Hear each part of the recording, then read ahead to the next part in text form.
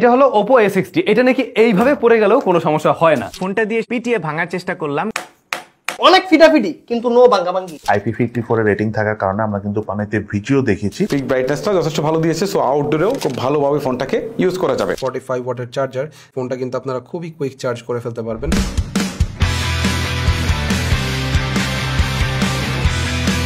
প্রথমেই ভাই ডিজাইনের কথা বলতে হয়। Oppo ফোনে এই টাইপের ডিজাইনের আগে কখনো দেখি নাই। বেশ স্টাইলিশ এক ধরনের ওশেন ওয়েবস এর মতো দেখতে। 48 মান্থ ফ্লুয়েন্ট সার্টিফিকেট। ফোনটিতে র্যাম হিসেবে থাকছে LPDDR4X আর রম থাকছে UFS 2.2। ওয়াটার হিসি 100% পিসাপিসি। এটা যে কি বুঝায়? ভুলবশত ফোনটা পড়ে গেল ভাই পানিতে। এই যে স্টিল চলছে এখনো ঠিকঠাক ভাবে। তার হাত ভেজা থাকলেও এটা টাচ কিন্তু প্রপারলি কাজ করবে। ওয়াটার রেসিস্ট্যান্স যে ব্যাপারটা রয়েছে IP54 এর, এটা বেশ ভালোভাবেই কাজ করে। বাই দ্য ওয়ে এই ফোনে কিন্তু স্টেরিও স্পিকার রয়েছে। এখানে 300% পর্যন্ত কিন্তু ভলিউম বৃদ্ধি করা যায়। কোনো ডিস্টরশন এই ফোনটার স্পিকার থেকে আমরা পাইনি। 5000 mAh এর ব্যাটারি এখানে ব্যবহার করেছে তারা, সেই সঙ্গে রয়েছে 45 ওয়াটের ফাস্ট চার্জিং সাপোর্ট। অর্থাৎ 30 মিনিটে ফোনটাকে 50% চার্জ করে ফেলতে পারবেন, যেটা বেসিক্যালি ওপ্পোর একটা সিগনেচার বলতে পারেন। একবার চার্জ করার পর বেসিক ইউজ করে আমরা প্রায় 2 দিনের কাছাকাছি চার্জ ব্যাকআপ পেয়েছি।